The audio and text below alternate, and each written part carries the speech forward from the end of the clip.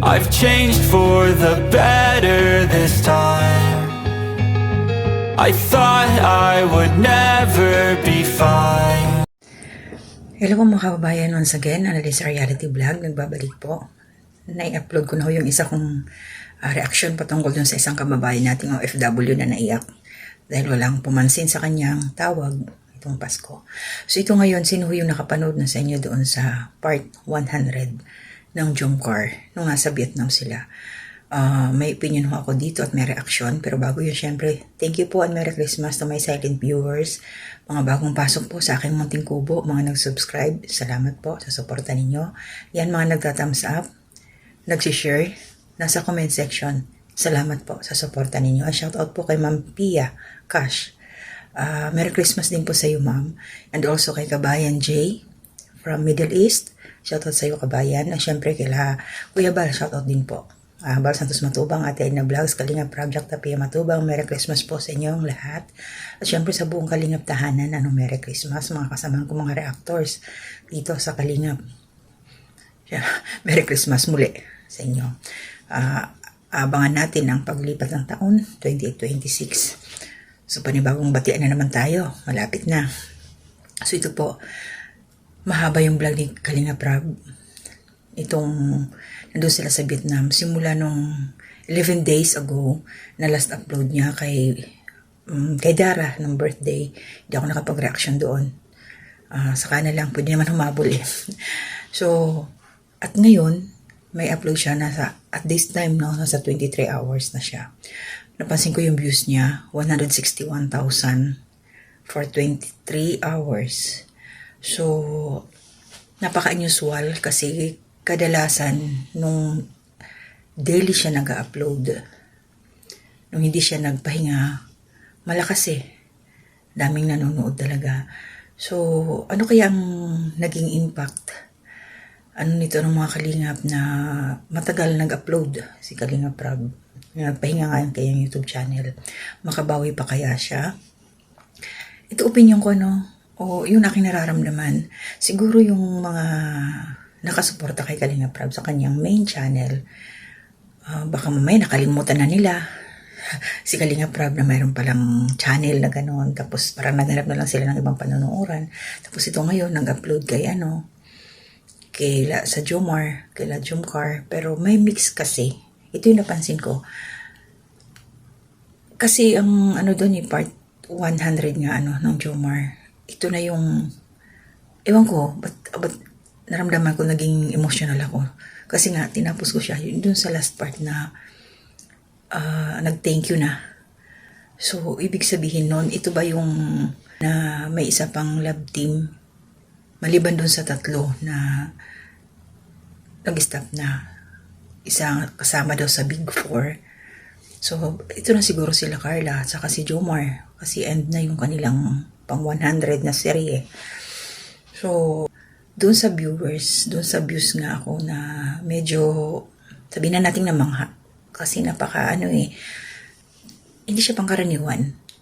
Pero hindi rin natin siguro masisisi kasi nga naglaylo ang channel. At the same time, yung upload na yun ngayon ni Kalingap Rob, hindi siya nakafocus doon sa serye nila Carla. May mga na-insert kasi.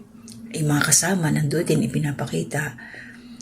Tapos, basta yung mga kaganapan nila doon sa sa Vietnam.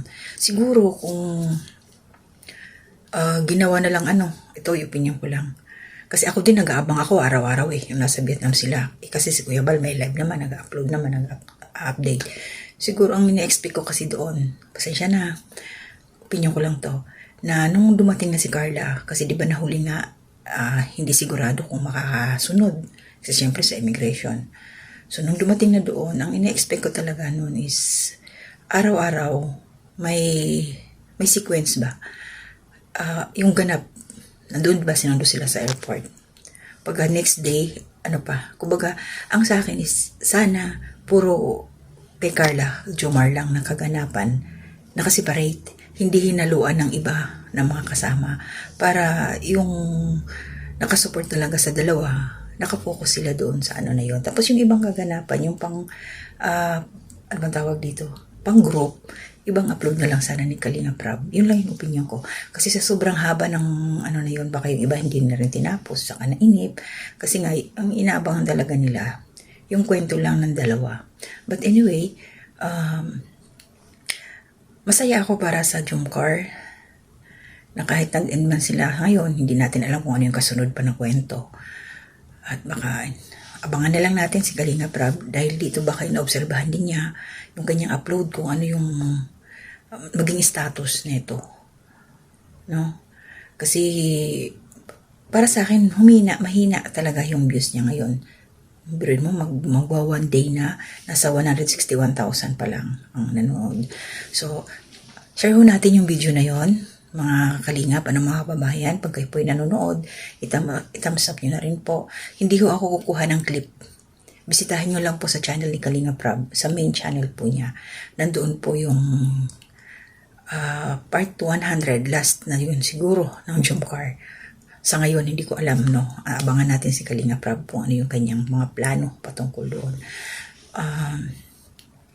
Naramdaman ko yung nandun pa rin yung kilig, pero yung mas more ako doon sa lungkot na parang, dahil nga nabasa ko yung ending na ewan ko ano kaya yung sa kanilang dalawa na yun, na yung yumakap na si Papa Joms kay Carla. hindi ko ma-explain ang aking nandito. Kasi syempre nakasuporta tayo dun sa dalawa, no? Sa lahat naman ng love team. So dito lang tayo ngayon sa naging takbo ng pagpunta doon sa Vietnam. Tapos yung naging tawag dito, paglatag ni Kalinga Prab sa kanyang vlog. Na siguro nga, baka merong doon, hindi inaasahan yung mga viewers. Baka nainip. Kasi may mga singit-singit. Diba? Ayan. So, yung part na nag-slide sila, panood na ba yun mga kabayan? Si Carla yung nakahawak ng stick, yung camera. Ano talaga dun, all out si Carla. Yung yung sigaw niya, walang limitasyon, yung parang andun, hindi siya kapakeme. Kasi yung ibang part medyo pa siya nandun may napapansin ko sa kanya, parang may pagkailang. Yung ilang na siguro dahil alam naman natin si Carla mahiyain siya Pero doon talaga na yung happiness niya nung nag-slide sila, grabe. Nag-screenshot ako doon at ipopost ko na lang po sa aking page. By the way, baka mamaya kasi hindi nyo alam, meron po akong page. The same din ho, Analisa Reality Vlog. I-attach ko na lang po sa screen. At umpisan ko na siyang sipagan kasi yung oras talaga kulang sa akin. Maglalagay na ako, magpupost ako ng mga pictures ng mga angels doon. Anong kaganapan nila Kuya Bal, mga pictures para advertisement na rin. Para makita ninyo, sasabihin ko sa inyo kung anong channel yung mapapanood yung mga picture na yun. Yun lang ang aking may tutulong sa Kalingap, no? Para lumayo, maraming bumisita sa mga channel na yun. Kung kanino man ang mga thumbnail na pipicturan ko na aking ipopost doon sa aking page. At yung mga hindi pa nakapag-like doon, pa-follow na rin po, pa-like na lang. No? Ilagay ko yun sa screen ngayon, mamaya. Yan. At Merry Christmas sa inyong lahat muli. Okay? Lagi na dyan sa akin nakasuporta. Salamat sa inyo ng madami. Dito na muna. To God be the glory.